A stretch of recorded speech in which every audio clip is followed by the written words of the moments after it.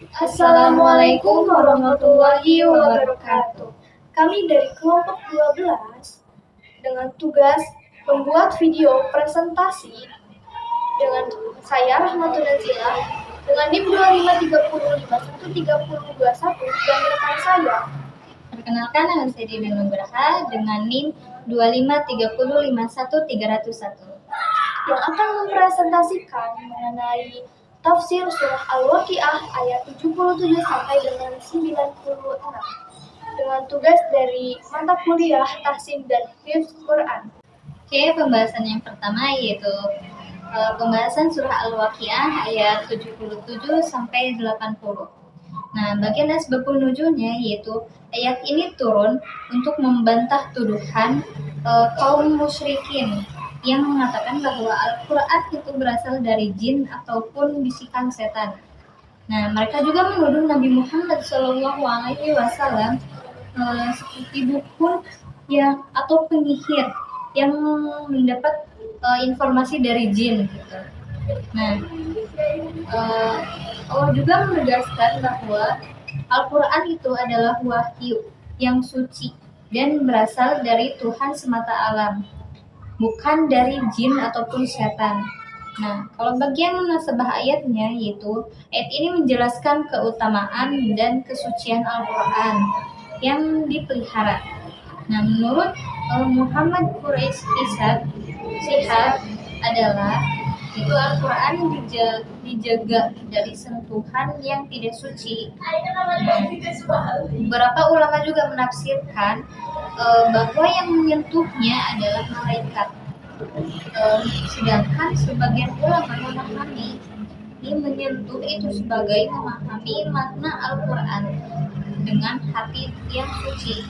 Nah, walaupun terdapat perbedaan penafsiran, mayoritas ulama tetap menunjukkan mensuci itu sebelum memegang mushaf. Nah, selanjutnya itu bagian penafsiran ayat. Nah, kalau penafsiran ayatnya itu Al-Quran adalah kitab yang sangat mulia dan penuh petunjuk bagi manusia. Nah, disimpan dalam Lauhul Mahfuz yang dipelihara. Nah, tidak ada yang menyentuhnya kecuali orang-orang yang disucikan, seperti malaikat ataupun orang-orang yang bersuci. Nah, para ulama seperti Ahmad Mustafa Al-Maraghi itu menjelaskan bahwa ayat ini juga menjadi dasar penghormatan terhadap mushaf Al-Quran. Nah, referensinya yaitu dalam relevansi dalam kehidupan itu akan dijelaskan oleh rekan saya yaitu Rahma.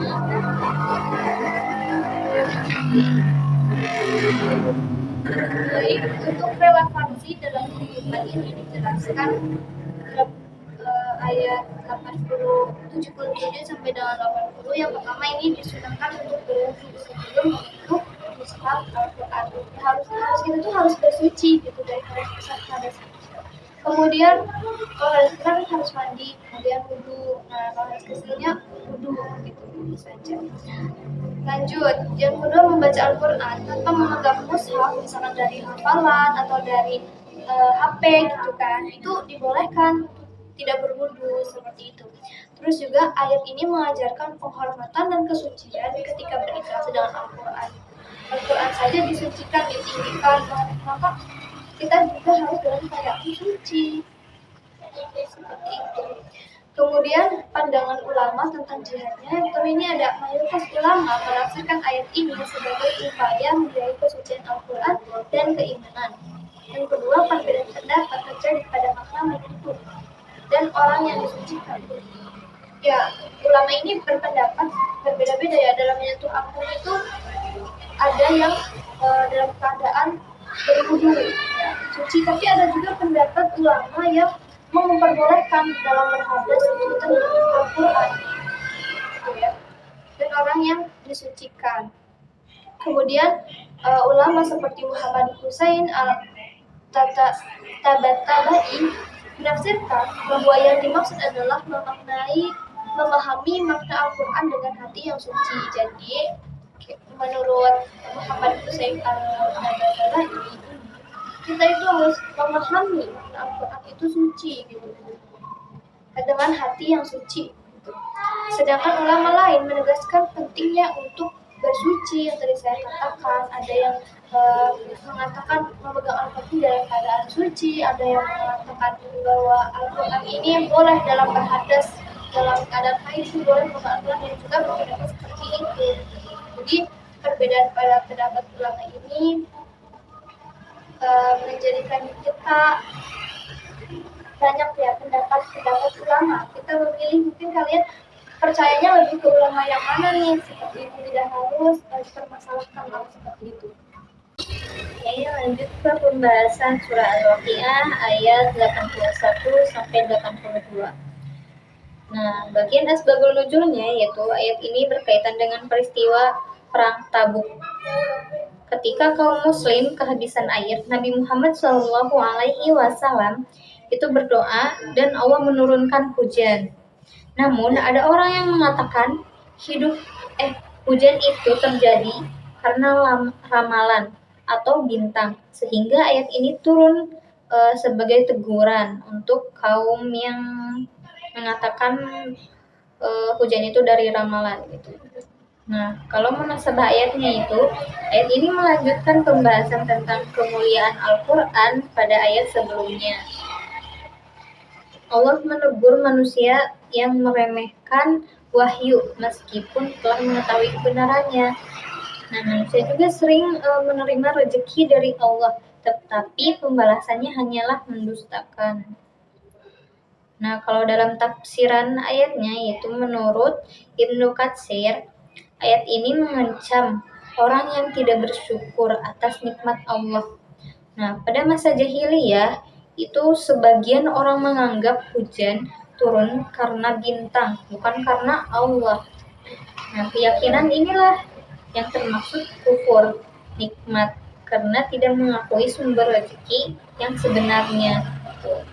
Nah, kalau bagian dari relevansi dalam kehidupan sehari-hari, itu semua rezeki berasal dari Allah SWT. Semua manusia tidak boleh mengaitkan keberhasilan dengan ramalan, zodiak, ataupun keberuntungan semata. Nikmat seperti kesehatan, ilmu, harta harus disertai rasa syukur dan amal kebaikan. Nah, kalau dalam pandangan ulama itu tentang jihad akidah, itu ayat ini menekankan jihad intelektual dan spiritual untuk menjaga tauhid. Nah, ulama seperti Al-Qurtubi dan Fakhr al-Din al-Jari itu menegaskan bahwa meremehkan Al-Quran adalah bentuk penolakan terhadap kebenaran. Nah, jihad ini juga dimaksud adalah melawan kebodohan, kesombongan, dan kesyirikan dalam keyakinan. Baik, lanjut di pembahasan berikutnya, yaitu mengenai surah Al-Waqiah ayat 83 sampai 85. Poin pertama pembahasannya tentang asbabun nuzul.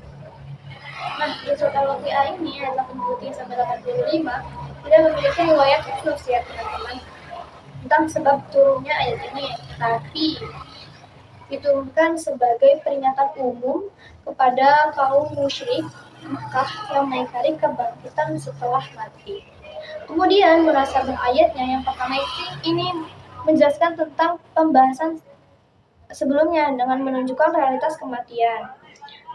Setelah Allah menjelaskan tanda-tanda kekuasaannya, manusia ini diingatkan kembali kepada peristiwa sakaratul maut. Dan sakaratul maut itu tidak bisa dihindari oleh manusia, tapi semua manusia itu akan mengalaminya.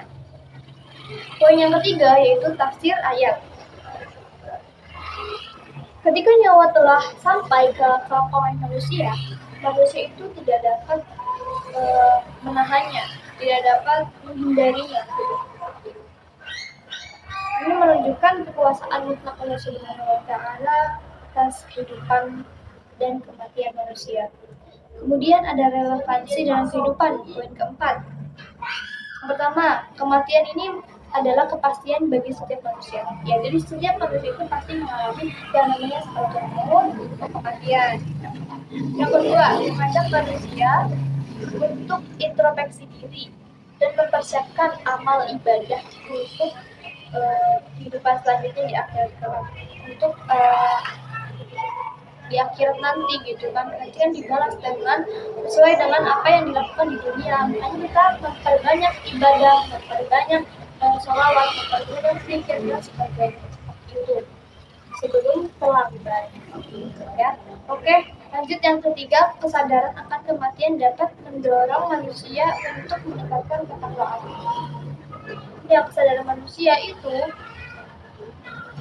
akan sadar kematian itu kan kita tidak bisa untuk dimaju mundur gitu kan, tidak hanya Allah yang tahu. Maka dari itu manusia itu hanya bisa untuk mempersiapkan gitu, untuk meningkatkan ketakwaan kita sebelum ajalnya tiba.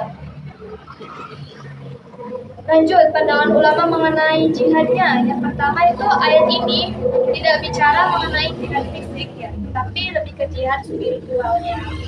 Di mana para ulama itu menafsirkan bahwa jihad di sini itu melawan hawa nafsu diri sendiri ya, dan harus bisa memperkuat keimanan kita.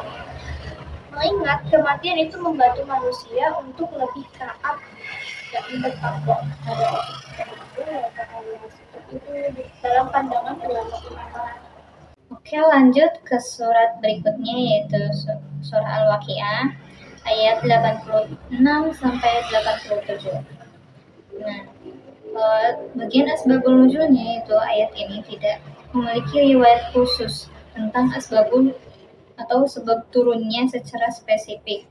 Namun ayat ini juga turun dalam konteks dakwah Rasulullah Shallallahu Alaihi Wasallam di Mekah, ketika banyak kaum kafir Quraisy itu yang mengingkari hari kebangkitan dan pembalasan setelah kematian. Nah, mereka menganggap bahwa kematian hanyalah akhir kehidupan dan tidak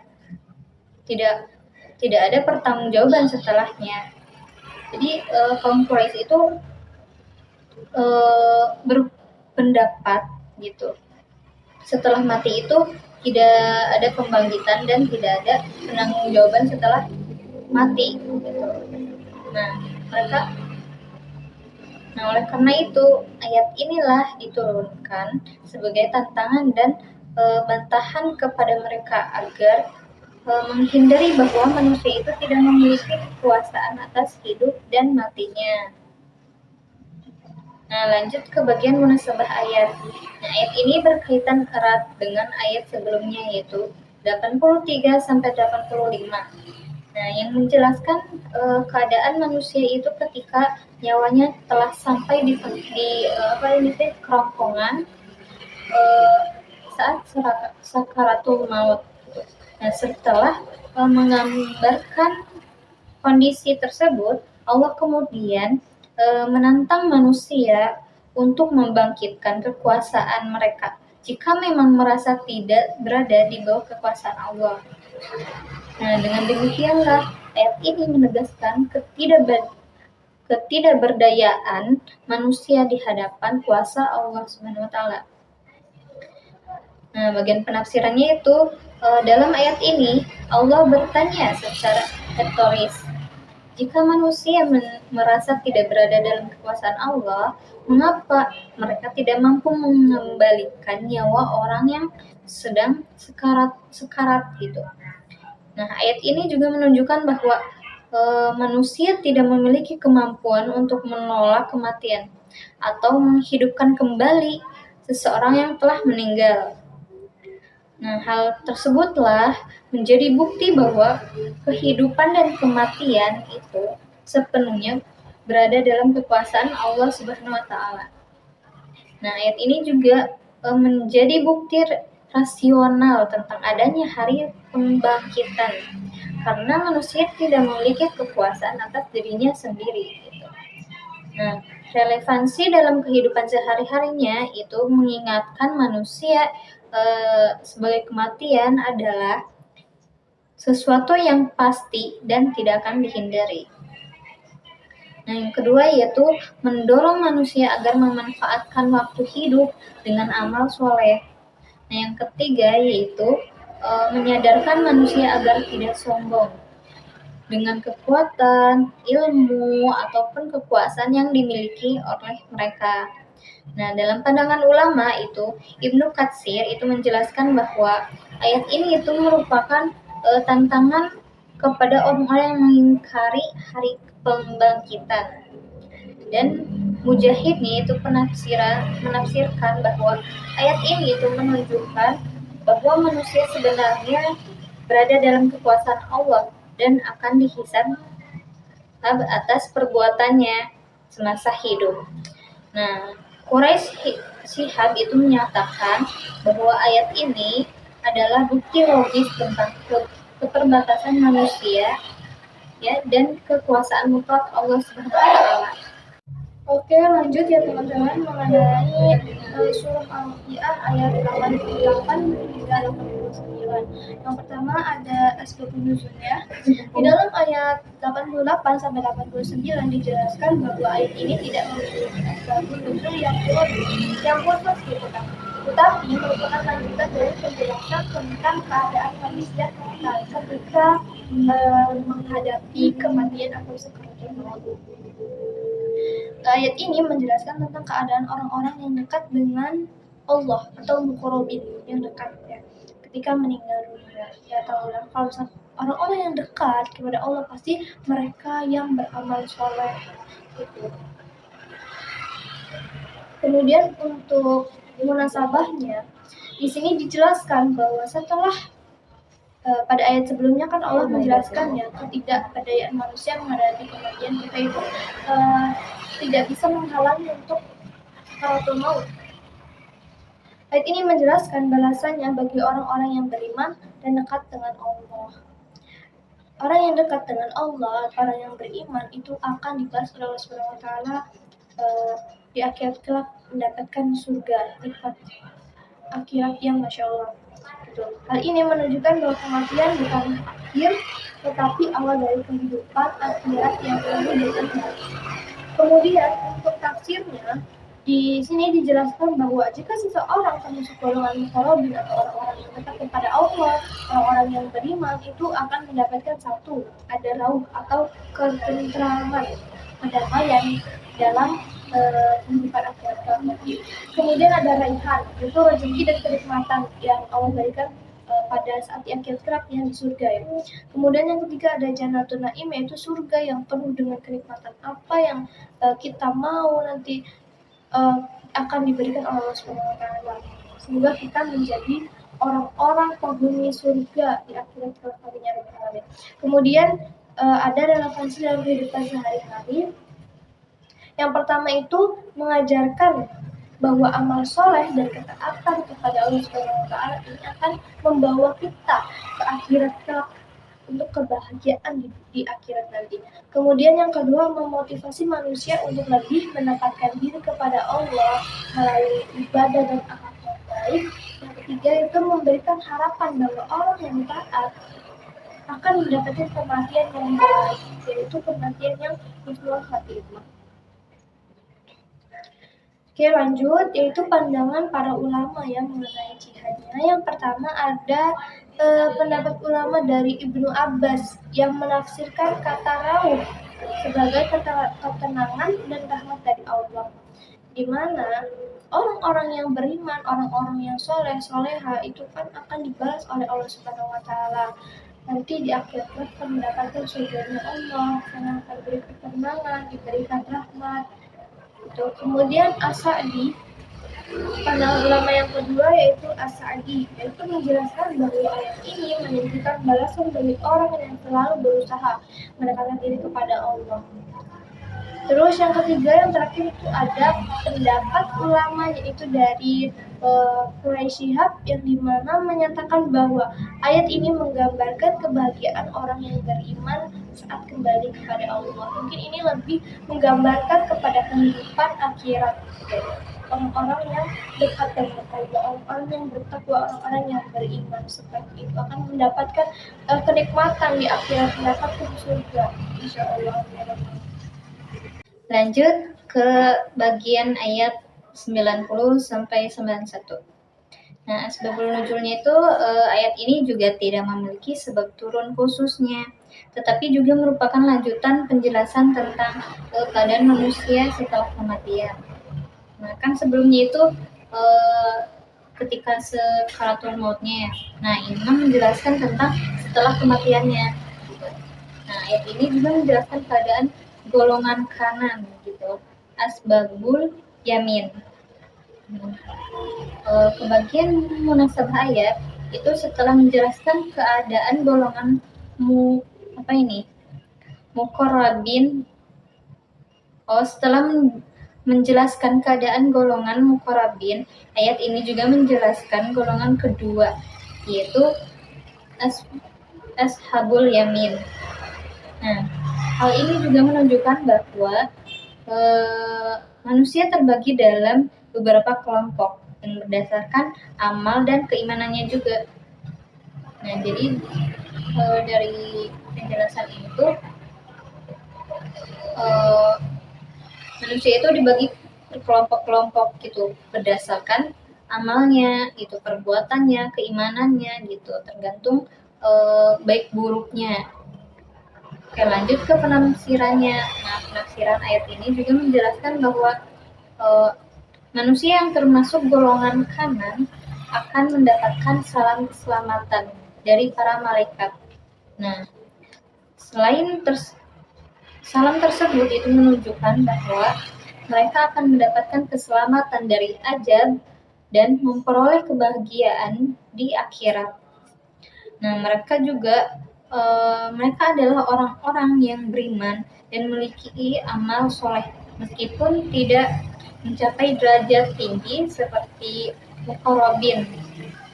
Nah, relevansinya itu dalam kehidupan sehari-hari itu mengajarkan bahwa setiap amal baik akan mendapatkan balasan dari Allah. Nah, motivasinya itu manusia untuk menjaga iman dan melakukan kebaikan dalam kehidupan sehari-hari. Nah, yang ketiga itu menunjukkan bahwa rahmat Allah itu sangat luas bagi orang-orang yang beriman. Nah, kalau dari pandangan ulama itu Ibnu Katsir itu menjelaskan bahwa golongan kanan adalah orang-orang yang menerima kitab amal dengan tangan kanan mereka. Nah, kalau dari pandangan As-Sa'di itu mengatakan bahwa mereka adalah orang-orang yang menjalankan kewajiban dan menjauhi larangan Allah. Nah, kalau menurut An-Nafahat Al-Makkiyah itu menjelaskan bahwa salam dari malaikat itu merupakan tanda keselamatan dan kemuliaan bagi mereka. Baik, lanjut di pembahasan berikutnya yaitu surah Al-Waqiah ayat 92 sampai 94. Yang pertama, poin pertama ini mengenai asbabun nuzul ayat 92 sampai 94. Ayat ini itu diturunkan sebagai peringatan kepada orang-orang kafir yang mendustakan kebenaran. Tidak ada riwayat khusus tentang asbabun nuzul di ayat ini, tetapi merupakan bagian dari penjelasan tentang pembalasan manusia di akhirat kelak. Oke, lanjut yang kedua, poin kedua tentang munasabah ayat. Nah, setelah menjelaskan balasan bagi orang-orang yang beriman, ayat ini juga menjelaskan balasan dari orang-orang yang mendustakan kebenaran. Kita tahu sendiri ya kalau misalkan orang-orang yang beriman, orang-orang yang soleha, orang-orang yang bertakwa kepada Allah akan dibalas dengan balasan yang setimpal gitu, akan mendapatkan surganya Allah. Berikut juga orang-orang yang mendustakan kebenaran juga akan dibalas oleh Allah Subhanahu wa taala dengan apa yang mereka lakukan. Hal ini menunjukkan perbedaan yang jelas antara nasib orang yang beriman dan orang yang kafir. Nanti akan dibalas di akhirat kelak. Orang yang kafir akan diberikan neraka, orang yang beriman akan diberikan surga Allah. Lanjut tafsir. Mengenai ayat 92 sampai 94, di sini menjelaskan penafsirannya yaitu bahwa orang yang mendustakan ajaran Allah dan tersesat di jalan yang benar itu akan mendapatkan azab dari Allah. Kemudian mereka juga akan disambut dengan air yang panas. Di neraka itu air yang menggelutak itu kan, yang panas, namanya disebut hamim. Terus mereka juga akan dimasukkan ke dalam neraka yang menyala-nyala, neraka jahim, sebagai balasan atas apa yang mereka perbuat. Untuk relevansinya dalam kehidupan sehari-hari, yang pertama ini mengingatkan manusia agar tidak mengingkari ajaran agama Islam. Yang kedua, menjadi peringatan agar manusia itu berada di jalan yang lurus, di jalan yang benar. Yang ketiga itu mengajarkan bahwa setiap perbuatan buruk, perbuatan baik itu akan dibalas oleh Allah Subhanahu wa taala di akhirat kelak. Jadi kita melakukan kebaikan itu tidak sia-sia, akan dibalas oleh Allah Subhanahu wa taala. Begitu juga perbuatan buruk itu akan dibalas di akhirat, mungkin berupa api neraka azab dari Allah Subhanahu wa taala.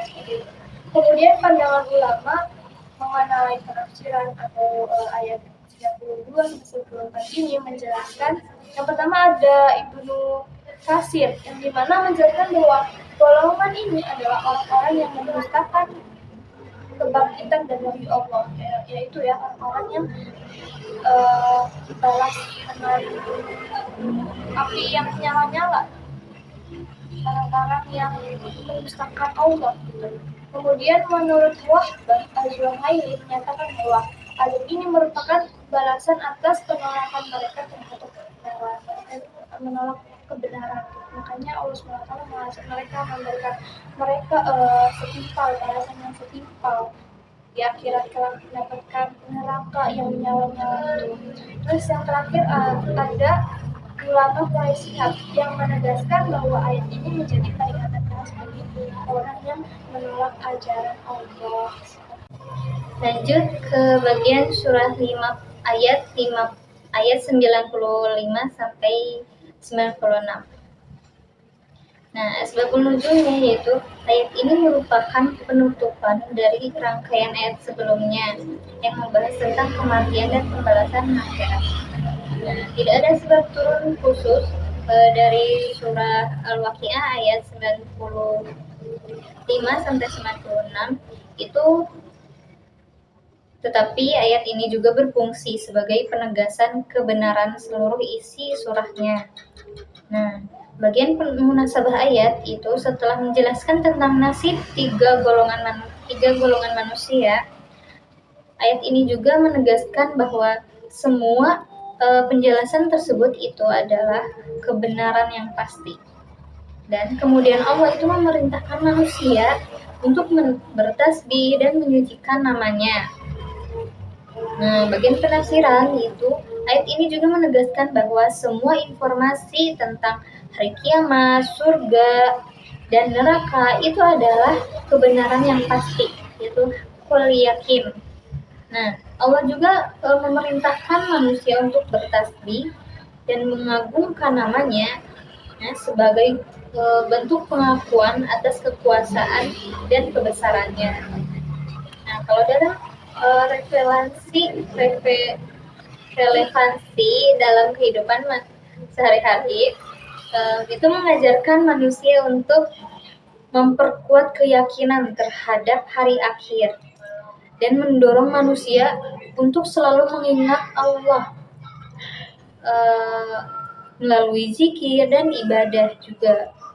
Nah, mengingat bahwa kehidupan dunia hanyalah sementara dan akan ada pertanggungjawaban di akhir. Nah, kalau pandangan ulama itu dari Ibnu Katsir mengatakan bahwa ayat ini menegaskan kepastian hari kiamat dan pembalasan amal manusia. Nah, kalau menurut As-Sa'di itu menjelaskan bahwa perintah bertasbih itu merupakan bentuk keagungan terhadap Allah Subhanahu wa taala atas kebenaran dan yang telah dijelaskan. Nah, kalau menurut Al-Muyassar itu menegaskan bahwa tidak ada keraguan sedikit pun terhadap janji Allah tentang kehidupan akhirat. Mungkin cukup sekian dari presentasi kami. Mohon maaf bila ada kata-kata yang kurang dapat memahami, ya karena kami juga sama-sama sambil belajar keterbatasan keilmuan kami mungkin. Ya terima kasih. Terima kasih.